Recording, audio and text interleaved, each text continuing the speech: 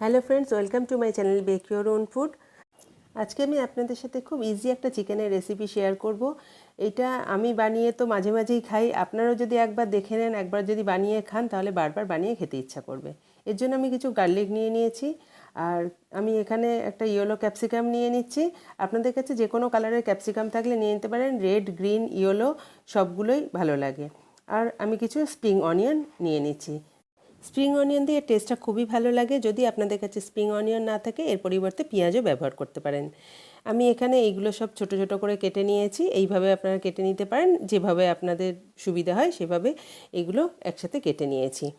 এবার আমি চিকেনের একটা ব্রেস্ট পিস নিয়েছি। ব্রেস্ট পিস নিয়ে সেগুলোকে এরকম পাতলা পাতলা সরু সরু করে ছোট ছোট করে কেটে নিয়েছি, যাতে এটা খুব ইজিলি কুক হয়ে যায়। সেই জন্যই আমি খুব ছোট ছোট করে চিকেনটা কেটে নিয়েছি। চিকেনের পিসগুলো কাটার পরে এতে আমি অল্প নুন আর তেল মিশিয়ে নেব।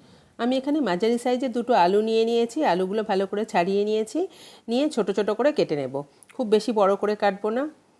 আপনারা যদি আমার চ্যানেল নতুন হয়ে থাকেন, তাহলে আমার চ্যানেলটি প্লিজ সাবস্ক্রাইব করার অনুরোধ রইল। আর আগেও যদি দেখেছেন, এখনও পর্যন্ত সাবস্ক্রাইব করেননি, প্লিজ চ্যানেলটি সাবস্ক্রাইব করে নেবেন এরকমই নানা রকম ভিডিও দেখার জন্য। একটা কড়াইতে আমি 2 টেবিল স্পুনের মতন তেল নিয়ে নিয়েছি। তেলটা ভালো করে গরম হতে দেব। তেলটা ভালো মতন গরম হয়ে এসেছে। এবার আমি এর মধ্যে চিকেনের যে পিসগুলো রেখেছিলাম, তাতে নুন আর তেল অল্প মিশিয়ে রেখেছিলাম, সেই চিকেনের পিসগুলো এর মধ্যে সব দিয়ে দিচ্ছি। চিকেনের পিসগুলো একটু নাড়াচাড়া করে ভাজতে থাকবো। 5 মিনিটের মতন লো মিডিয়াম ফ্লেমে একটু ফ্রাই করব। এটি খুব কম ইনগ্রেডিয়েন্টস দিয়ে বানানো খুব ইজি রেসিপি একটা। এটা যে কোনো সময় লাঞ্চ কিংবা ডিনারে কিংবা আপনারা স্ন্যাক্স হিসাবেও খুব চটপট করে এটা বানিয়ে নিতে পারেন। চিকেনগুলো হালকা ফ্রাই হয়ে এসেছে। এবার আমি আগে থেকে কেটে রাখা আলুর টুকরোগুলো এর মধ্যে দিয়ে দিচ্ছি। আলুর টুকরোগুলো দিয়ে কিছুক্ষণ আমি ফ্রাই হতে দেব। এই সময় ফ্লেমটা লো মিডিয়ামে রাখতে হবে। লো মিডিয়ামে রেখে আলুটা চিকেনটা ফ্রাই করতে হবে। 8 থেকে 10টা রসুনের কোয়া নিয়ে আমি সেটা চপ করে নিয়েছি। ফাইনালি চপ করে নিয়ে সেটা দিয়ে দিলাম এর মধ্যে। আর আমি 2টো কাঁচা লঙ্কা নিয়ে চপ করে রেখেছি ছোট ছোট করে, সেটাও দিয়ে দিলাম। আপনারা যেরকম ঝাল খেতে পছন্দ করেন সেই হিসাবে লঙ্কাটা দেবেন। এইগুলো দিয়ে আমি ভালো করে নাড়তে চাড়তে একদম লাইট ব্রাউন একটা কালার আসবে, সেরকম কালার আসা পর্যন্ত ফ্রাই করতে থাকলাম। এরপর আমি এর মধ্যে নুন দিয়ে দিচ্ছি। নুনটা আপনারা অ্যাকর্ডিং টু টেস্ট দেবেন। আমি এখানে 1.5 টিস্পুনের মতো নুন দিয়েছি। আপনারা নুনটা সবসময় হিসাব মতন দেবেন। আর এখানে দিয়ে দিলাম 1 টিস্পুন ব্ল্যাক পেপার।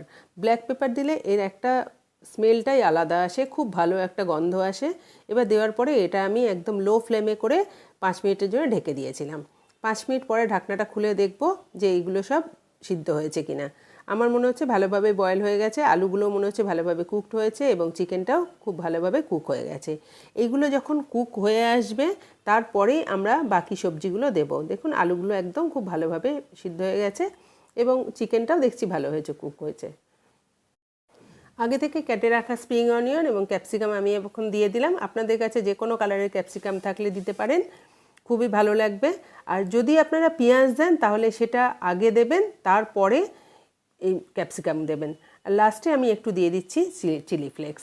আমি 1 টিস্পুনের মতন দিয়েছি। আপনারা যেরকম ঝাল খেতে পছন্দ করেন সেই হিসাবে কম বা বেশি করতে পারেন।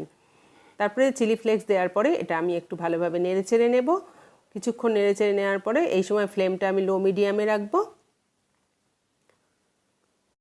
মিনিট 2 নাড়াচাড়া করার পরে গরম গরম পরিবেশন করুন। এটা ভাত, রুটি, পরোটা সব কিছুর সাথেই ভালো লাগবে এবং এটা আপনারা ইভিনিং স্ন্যাক্স হিসাবেও ব্যবহার করতে পারেন। খুব ইজি একটা রেসিপি, বাড়িতে বাচ্চাদেরও খুব ভালো লাগবে। রেসিপিটা অবশ্যই ট্রাই করার অনুরোধ রইল। যদি ভালো লাগে তাহলে অবশ্যই বন্ধু এবং আত্মীয়দের সাথে শেয়ার করবেন রেসিপিটি। বানিয়ে কমেন্ট বক্সে আমাকে অবশ্যই কমেন্ট করে জানাবেন আপনাদের কেমন লাগলো। আর নতুন ভিডিও নোটিফিকেশান পেতে অবশ্যই বেল আইকনটা প্রেস করে দেবেন। Thank you.